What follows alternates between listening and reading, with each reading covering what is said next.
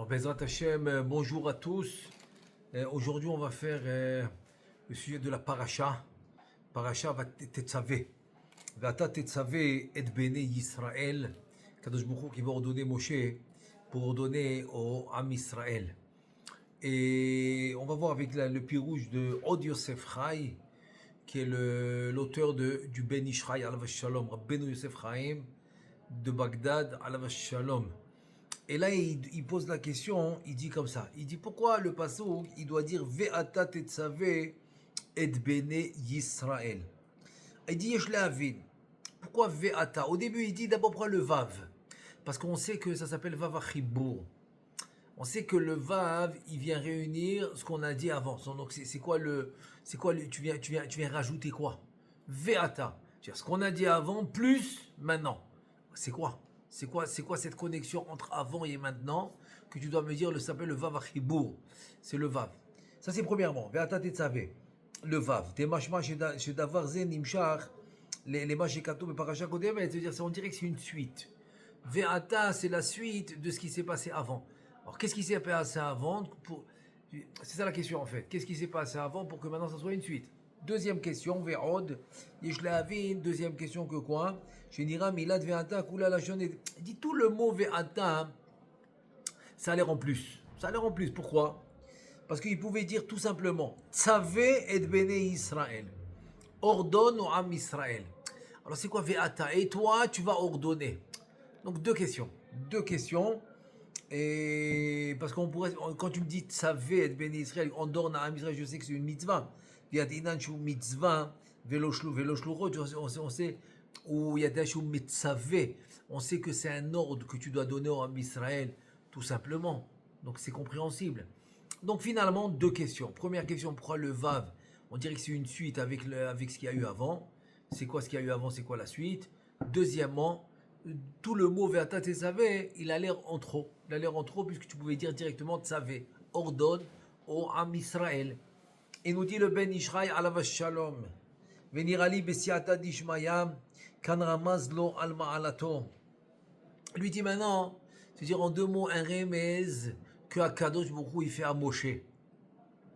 Il veut lui faire en remez, en allusion, sa grandeur, son niveau, c'est-à-dire sa valeur, sa vraie valeur de Moshe. Chez Eno ish echad bilvad elahu nershav lechamisha anashim. Incroyable. Que Moshe Rabbeinu, il lui dit à Kadosh Baruch Hu en allusion, tu n'es pas considéré comme un homme, tu es considéré comme cinq hommes. Ve'atzivui shemetzavé et Israël bemitzvah Hashem itbarach. Et donc, l'ordre qu'il ordonne au Am Israël au nom de la mitzvah, au nom du créateur d'Akadosh Baruch Hu, Nershav ki iluhem mitzvah, c'est comme si Am Israël maintenant vont être ordonnés de 5 tzadikim et nevim et prophètes. Donc c'est comme s'ils sont ordonnés min chamisha tzadikim et neviim, 5 tzadikim et 5 prophètes. En fait, il veut relier ça avec son explication qu'il a dit dans le livre. Parce que là, on est dans le livre Od Yosef Chai. Il veut relier ça avec son explication dans le livre Ben Ishraï. Sur le Passouk. Qu'est-ce qu'il dit le Passouk? Kize Moshe Ha'ish. C'est-à-dire que Erev Rav, ils ont parlé. Ils ont dit Zé Moshe, cet homme Moshe. Et le Ben Ishraï, Alav Shalom, il a expliqué comme ça. Il a dit qu'il y a un Erev Rav, Evinu Sheesh, Pitron Pe, le Aharon Akohen Alav Shalom, les mots. C'est-à-dire que le Erev Rav, il savait que Aharon, il avait un argument. Et c'était quoi l'argument de Aharon que Erev Rav, il savait que Aharon l'avait? C'est quoi? Il dit Lama lachem ze ha'egel. Pourquoi vous avez besoin de ce veau d'or? Pourquoi vous avez besoin de ce veau? Pourquoi? Ha'im Moshe niftar, ani yemani getrem. Comment? Aaron, il avait un argument. Il dit, pourquoi vous avez besoin du veau d'or? Si vous dites que Moshe Rabbeinu et Niftar est mort, moi je peux le remplacer. Il a laissé un remplaçant, je suis là. Donc pourquoi vous avez besoin de ce veau d'or? Les karigdemu, les sader, advirem, et taranot, l'histor, d'avoir zévéou. Ça veut dire que quoi?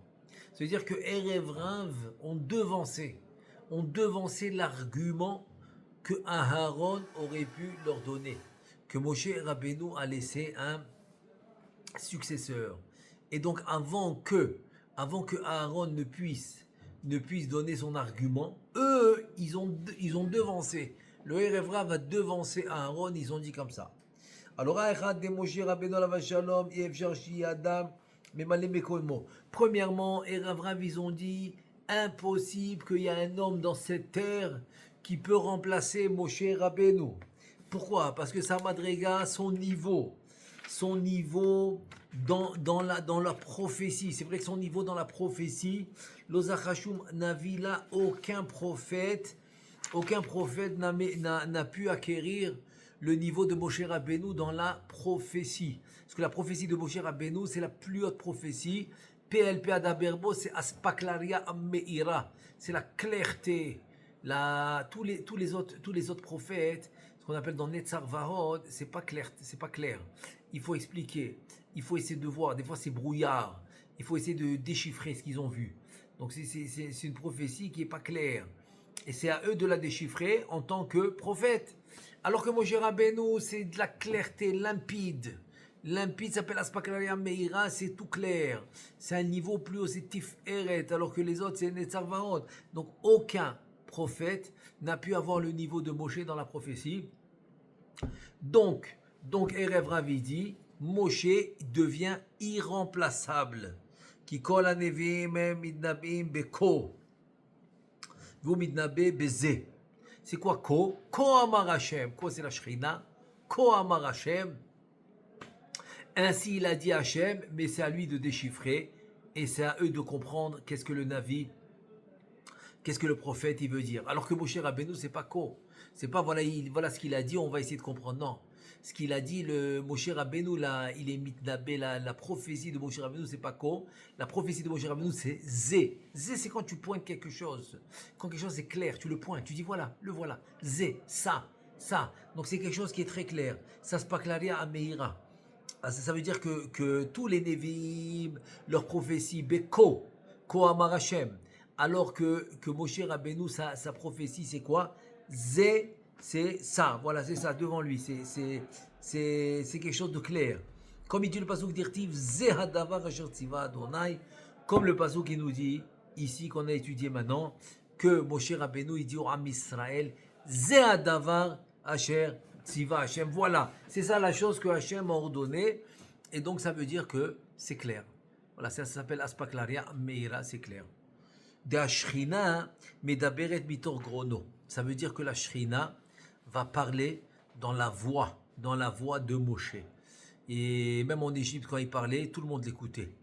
Alors que dans le Midbar, il y a des millions et des millions de personnes, et tout le monde l'écoute. Tout le monde écoute Moshe Rabbeinu.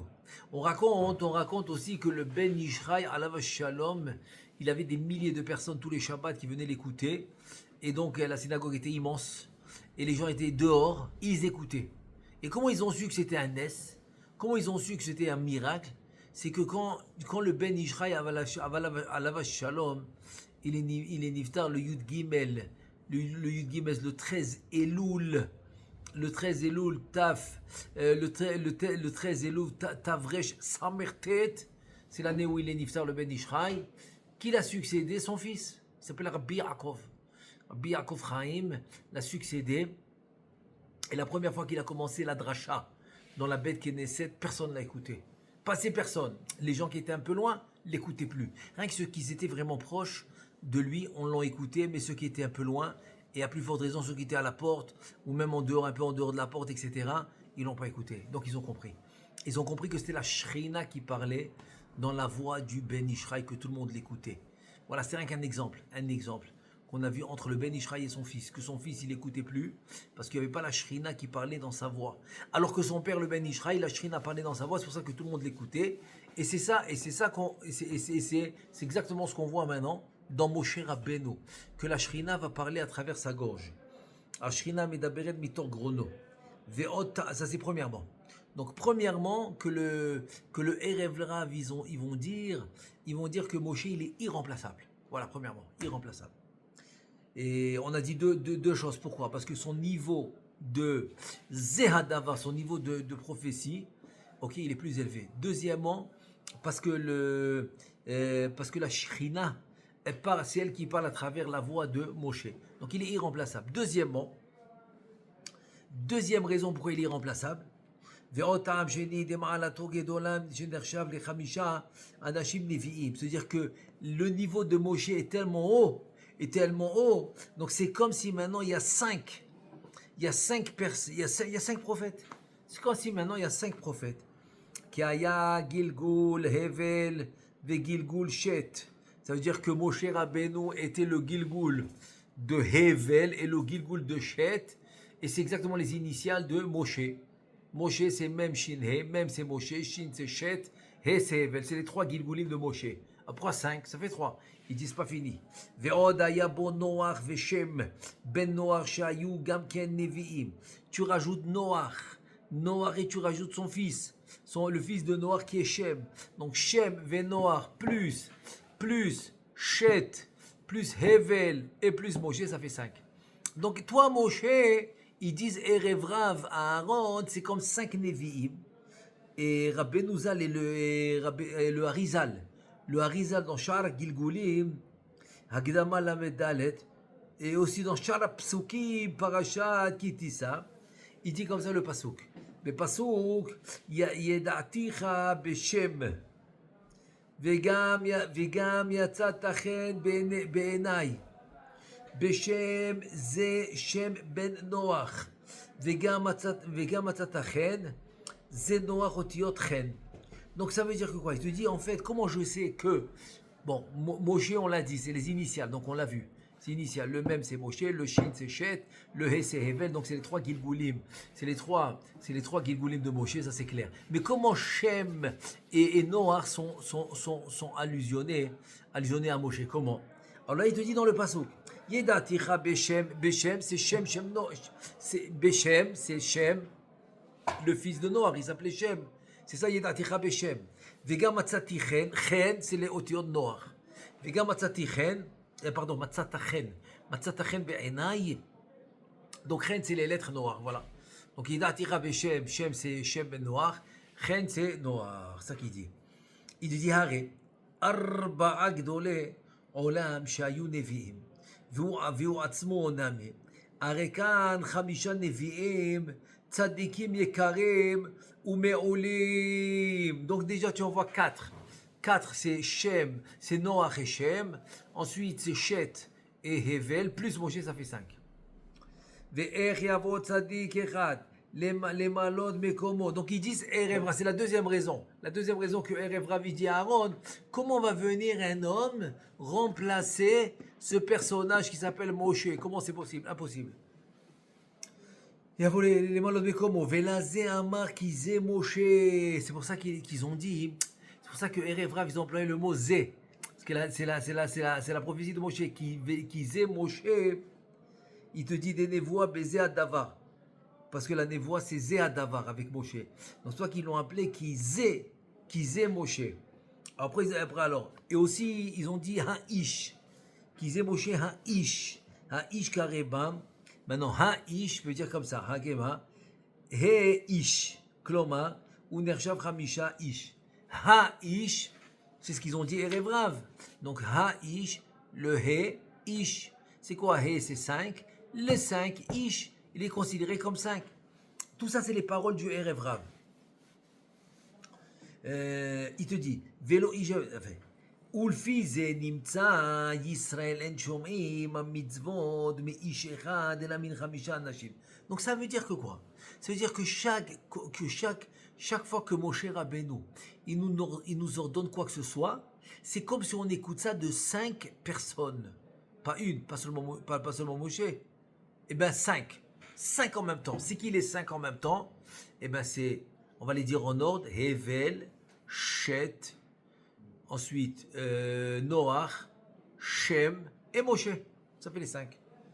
Vezoi ma'ala gedola shen la erer. Il te dit c'est ça, une ma'ala, c'est un niveau extraordinaire que tu peux pas même pas évaluer quoi. Tellement c'est un haut niveau. C'est un haut niveau. Il a en lui 5 personnes.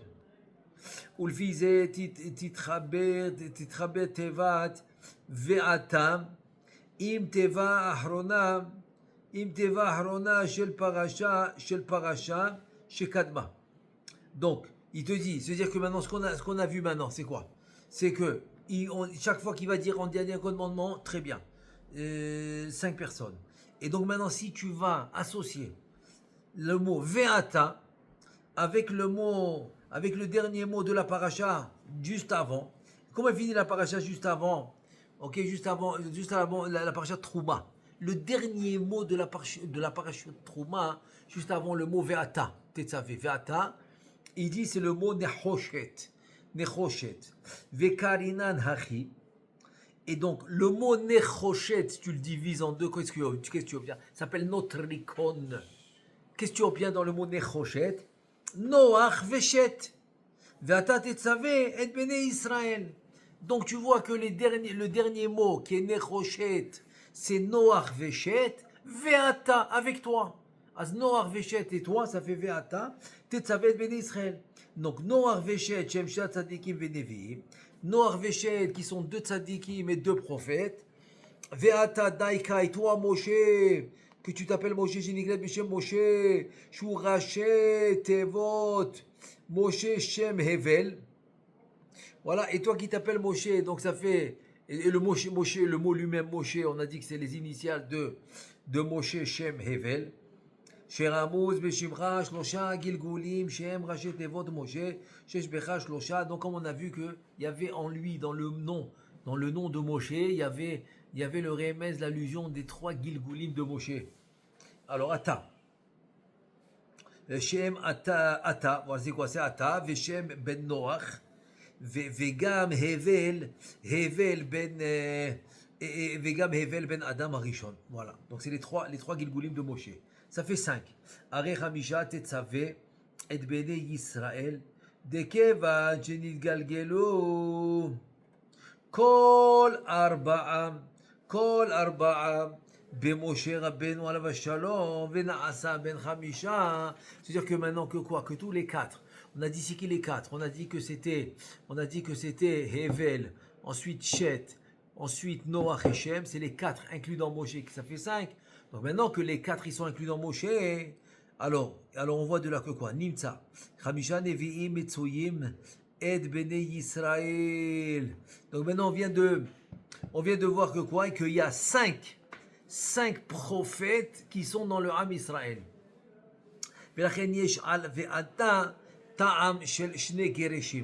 Alors, c'est quoi c'est les deux traits qui vont vers le haut comme ça s'appelle Shne Gereshin, c'est le Ta'am. Shne Gereshin, c'est le Ta'am, c'est le Ta'am de Shne Gereshin, tu as sur le mot Ve'ata. C'est pour ça que Ve'ata il commence tout de suite et tu montes. Ve'ata, tu montes. Shne Gereshin, Shehu Dugmat, Shne Amudim, Ze Betzadeh. C'est comme 2 piliers, un à côté de l'autre. Le Ta'am qui s'appelle Shne Gereshin, c'est comme 2 piliers, un à côté de l'autre. L'irmoz al-shnaim, shenidgal gelou, bo milevad noach veshet. En fait, c'est une allusion. C'est une allusion pour dire les 2 qui ont eu le Gilgoul, à part Noach et Shet. À part Noach et Shet. Donc ça veut dire que dans Moshe, il y a 3. Il y a lui plus 2. À part 2 qui est Noach et Shet. Ou Noach Veshem, et dans le mot Moshe, il y a Shet. Vehem Shem ben Noach, Noach vehevel.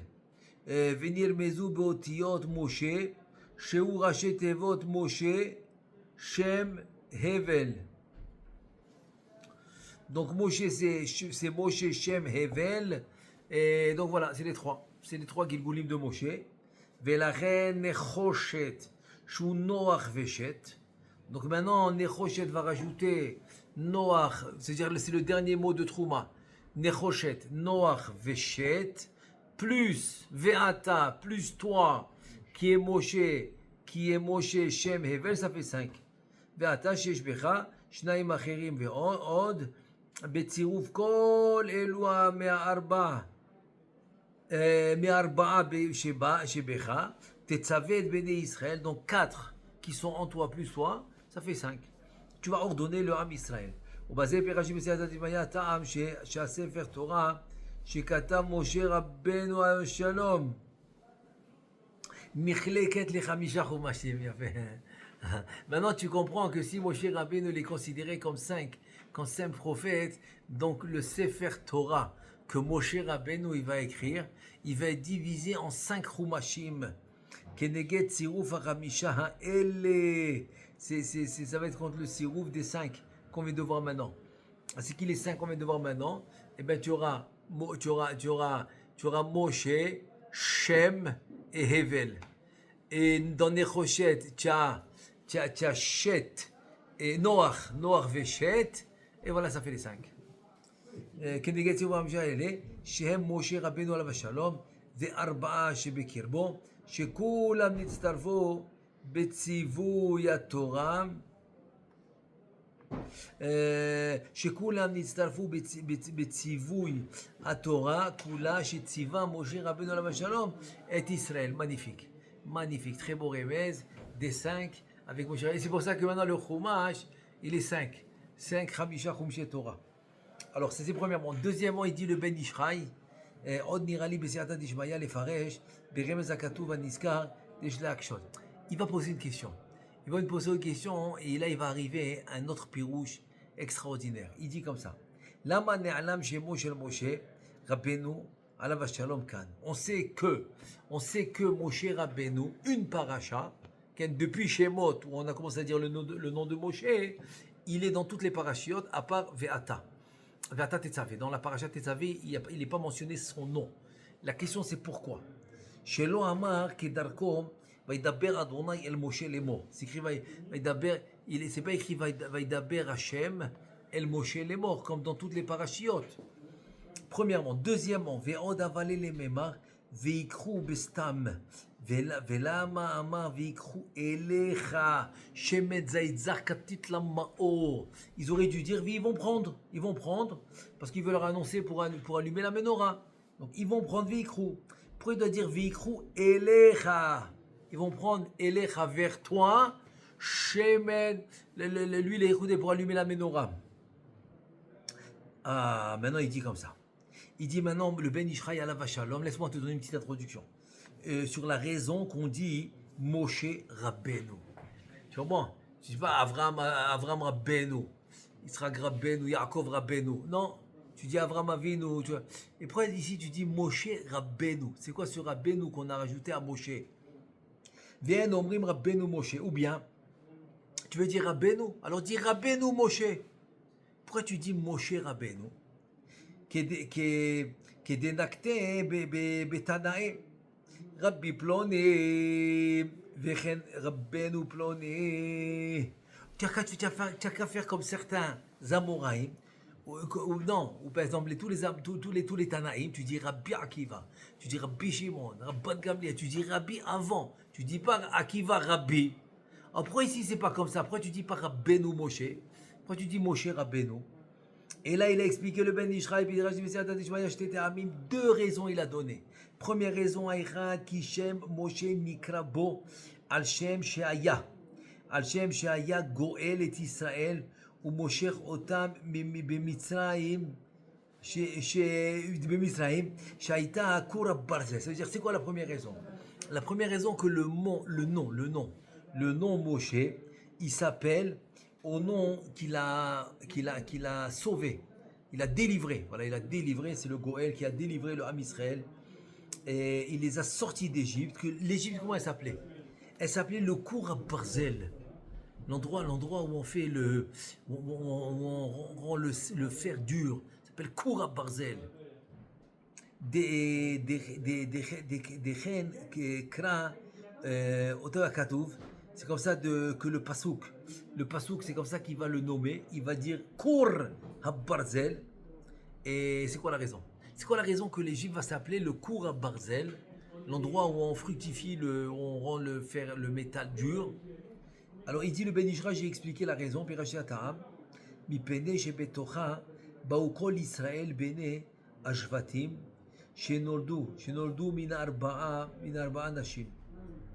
Donc le fait que ça s'appelle le Kour à Barzel, il dit la raison le Ben Ishraï, pourquoi? Il dit parce que à l'intérieur, ils sont venus, tout le Ham Israël, tous les 12 tribus en Égypte, ils sont nés de 4 femmes. C'est qui les 4 femmes de qui sont nés tout le Ham Israël, tous les 12 tribus? Eh bien c'est Rachel, Léa, Zilpa, ok? C'est Rachel, Bilha. Bilha c'est la servante de Rachel. Léa et Zilpa. Rachel et Bilha. Léa et Zilpa. Shem Romzim Beotiot Barzel. Donc ça, Koura Barzel. Koura Barzel, c'est parce que c'est tous les 12 tribus que les 4 noms des femmes de Yaakov sont dans le mot Barzel. Barzel, le Zayn de Barzel, c'est. Le Resh, pardon. Le Resh de Barzel, c'est Rachel. Ensuite, le Bet, c'est Bilha. Rachel Bilha. Ensuite, le Lamed, c'est Léa. Ensuite, qu'est-ce qu'il nous reste? Il nous reste le Zayn. Zayn, c'est Zilpa. Donc voilà, ça c'est les 4 mères, c'est les 4 femmes de Yaakov que les 12 tribus ont nées de. C'est pour ça qu'on va l'appeler le Kour Barzel. Barzel, c'est les Rashi Tevot, c'est les Rashi Tevot, Rachel ou Bilha, Léa et Zilpa. Et là il dit comme ça. Et Moshe Rabbeinu alav shalom. Ou Mashach et Israël, Votziam min Kour Barzel, Shehi Mitzrayim. Donc viens maintenant Moshe Rabbeinu, qu'est-ce qu'il fait? Il va sortir le Ham Israël d'où? De Koura Barzel qui s'appelle Mitzrayim. ולכן נקרא משה בחולם, וכלומר Moshe ou Moshe et Israël. C'est pour ça que tu dis pas Mouchi, tu dis avec Shuruk. Non, tu dis Moshe avec Cholam. Pourquoi? Parce qu'il y a du mot Mosher qui va tirer, qui va sortir le Ham Israël de l'Égypte. Moshe d'Israël, De'im nikra al Shem ki min hamayim eshiti, ou parce que si maintenant, c'est-à-dire que Moshe va s'appeler au nom de Mosher qui va sortir le Ham Israël d'Égypte. Parce que si tu avais appelé le Moshe, si tu l'avais appelé Moshe au nom que Bitia Bat Paro l'a appelé ki min hamayim eshiti, ou c'est pour ça qu'elle a appelé Moshe parce qu'elle a sorti de l'eau, ki min hamayim eshiti, ou Kasher Amram Bitia Bat Paro, Haya les fils. לקרוא מסוי שהוא עצמו נמשך, אבל משה בכל המשמעותו פועל יוצא לאחרים, שהוא מושך לאחרים. Donc Moshe avec le cholam qui est le haut, qu'on dit Moshe, c'est en fait c'est tirer les autres pour les faire sortir de l'esclavage. C'est ça Moshe, qui va tirer maintenant le Ham Israël de Koura Barzel pour arrêter l'esclavage. Au Bitia Iskila, Bedavarze, Shikarato Moshe. Donc, c'est-à-dire que Bitia, en fait, elle a eu comme un genre de flash de Roi HaKodesh, parce que c'est une Goya. Donc, elle a eu comme un flash de Roi HaKodesh de lui donner ce nom-là, de lui donner ce nom de Moshe. Shelo Yargishu Shehu Moshech Acherim. והוא צריכה לפרש דבריה וטעמה ואמרה. Kératif Ken, et donc maintenant Bitia elle a eu ce sechel, en fait c'est Mishamaim, et elle a expliqué pourquoi elle l'a fait. Donc qu'est-ce qu'elle a expliqué Bitia Bat Paro? Kératif Ken, je l'ai appelé comme ça Moshe, pourquoi? Mi pene kimina maim meshitiu, je l'ai sorti de l'eau. Kede shelo yavu lefaresh et Hashem shehu Moshe acherim. Pour ne pas qu'ils disent que Moshe כאילו, comme il est מושך אחרים, הקדימה והפירוש שלה שהוא רוצה לומר שמסוי מן המים, je l'ai sorti de l'eau, pas que lui, חס ושלום, il va tirer les autres. נמצא שמשמעות שם משה על פי האמת, הוא רוצה לומר מושך ומושך את ישראל מכור הברזל. Donc vraiment la vraie explication du mot Moshe, c'est Mosher qui va sortir le Ham Israël de Koura Barzel. C'est ça la vraie explication. C'est pour ça qu'elle a besoin de t'expliquer. Non. Moi, je pense pas à cette explication. Même si c'est la vraie, non. Moi, je pense à l'explication de dire qu'elle a sorti de l'eau. Kiminamaim meshitiu.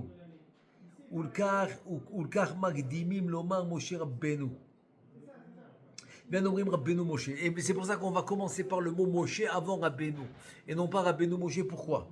Mi pene ki toar Rabbeinu. Parce qu'en fait, c'est quoi ce titre? C'est quoi ce titre Rabbeinu? C'est quoi? Il te dit ou ba'avur la Torah, shekibla vilimna lanu. Tout le titre de Rabbeinu, c'est parce qu'il nous a emmené la Torah, nous a fait descendre la Torah de Har Sinaï. Et donc, Vekibla vilimda otanu, il nous l'a enseigné. Et on a reçu la Torah avec lui et il nous l'a enseigné la Torah. וזה היה אחר שהוציא את ישראל ומשך אותם ממצרים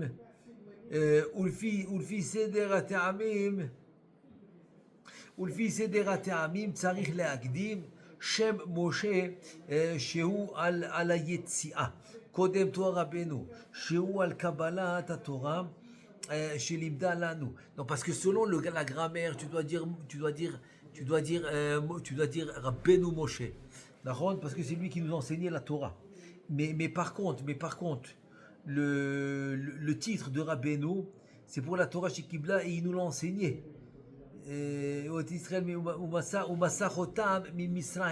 Donc ça c'est après qu'il a sorti, le Am Israël de Mitzrayim. Et donc, il nous a enseigné la Torah. Mais c'est quoi le vrai seder? La vraie suite logique, c'est quoi? C'est que d'abord Moshe, il a pu sortir le Ham Israël.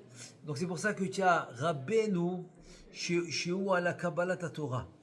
C'est-à-dire qu'en fait, le Rabbeinu, ça vient sur la Torah, l'enseignement de la Torah, la Kabbalat Torah de Har Sinaï. Ça c'est le Rabbeinu. Donc le Rabbeinu, il n'était pas avant. D'abord Moshe, qui mène à Moshiti ou Mosher.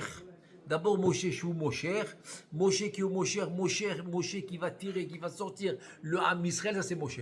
C'est ça Moshe. Bon, Bithia Bat Paro devait expliquer parce que le pshat de Moshe c'est Mosher, qu'on va les retirer, alors qu'elle veut dire autre chose, donc c'est pour ça qu'il faut l'expliquer. Et donc finalement, d'abord Moshe, pourquoi? D'abord il les sort d'Égypte, c'est ça Moshe, Mosher. D'abord il les sort d'Égypte, et ensuite, Rabbeinu c'est le titre, qu'il a enseigné la Torah. C'est le titre. Donc Rabbeinu il a enseigné la Torah, ça vient après.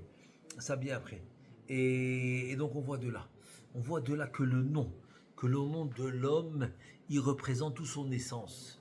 C'est le nom hébraïque. C'est pour ça que c'est très bien de ne pas transformer le nom. Par exemple, des fois, il y a ça s'appelle la Lachon Chiba. Et il veut donner un nom à son fils, donc il va un peu transformer le nom de son fils. Je sais pas moi, ou il a par exemple Moishi au lieu de Moshe. Ça s'appelle Riba.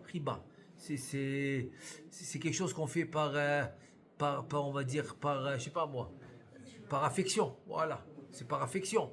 Mais il faut savoir que quoi? Il faut savoir que c'est pas bien de le faire dans le nom. Tu veux faire par affection? Dis-lui, appelle-le mon bien-aimé, je sais pas, Motek, comme il disait, Motek, mon chéri. Tu peux l'appeler comme ça, par affection, mais pas le nom. Le nom, il faut laisser tel quel, parce que le nom indique on va dire le niveau spirituel de l'homme.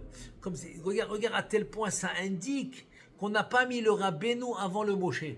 Alors que toujours tu dis Rabbi Akiva, Rabbi Shimon, Rabbi Yitzhak, etc. Tu dis le Rabbi avant. Non, là tu as dit le Rabbeinu après. Pourquoi? Parce que le Rabbeinu, c'est un titre pour la Torah qui nous a fait descendre au Har Sinaï, qu'on l'a reçu et qui nous l'a enseigné pendant 40 ans. Donc pendant 40 ans, il nous a enseigné la Torah. Sur ça, il reçoit le titre Rabbeinu. Sur la Torah qu'il a fait descendre, plus il nous l'a enseigné pendant 40 ans, ça c'est Rabbeinu. Alors que Moshe, ça vient qu'il nous a Mosher, qui nous a sortis d'Égypte. Donc c'est pour ça que j'ai mis le Rabbeinu après, pas avant. Donc regarde l'importance du nom. Ne pas transformer le nom. Laisser le nom tel quel. Ça c'est premièrement. Deuxièmement, c'est pour ça que c'est pas très conseillé de donner trop de noms à un enfant. Parce que finalement, ça va être trop long. Il y en a qui ont 3 noms. Jamais tu vas les appeler avec 3 noms. Tu vas appeler ton fils, tu vas pas dire l'appeler 3 noms. Je parle pour les filles aussi. Tout ce que j'ai dit, c'est pour la fille aussi. Et alors c'est pour ça que c'est pas conseillé de donner trop de noms. Maximum, bon, s'il veut absolument, peut-être 2, pas plus, parce qu'après c'est compliqué. Et donc, il doit quand même faire un effort de l'appeler par tous ses noms. S'il y en a 2, 3, il faut les appeler par tous les noms, il faut faire un effort. Si c'est trop compliqué tout le temps, au moins une fois par jour, et à plus forte raison, minimum une fois par semaine, mais c'est mieux tous les jours, au moins une fois, dire tous les noms qu'il a, et à plus forte raison, s'il a seulement un nom, alors ça va, c'est pas difficile, pas besoin de le transformer. Moi je crois que pour l'affection, comme j'ai dit tout à l'heure, c'est mieux. C'est mieux que tu donnes un nom à toi, et je veux dire, que toi tu donnes un nom d'affection, comme j'ai dit tout à l'heure, chéri ou motek, comme ils disent en hébreu, etc. quoi, etc. Alors que le nom de l'homme, tu dois le garder. Tu dois le garder, pourquoi? Parce qu'en fait, ça réveille son essence. Ça réveille son essence spirituelle. Puis, comme on a vu dans Moshe Rabbeinu, incroyable. C'est pour ça que le Rabbeinu, il va venir après le nom. En Bezrat Hashem, Ve'ata Tetzavé, qu'on puisse qu'on puisse respecter les ordres d'Akadosh Baruch Hu, Bezrat Hashem, avec beaucoup de simcha, comme on est en plein maintenant, on vient de commencer le mois de Hadar, et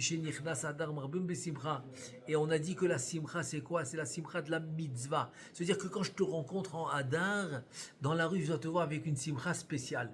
Maintenant, cette simcha spéciale, c'est pas par exemple pour un plaisir matériel, pour un plaisir matière.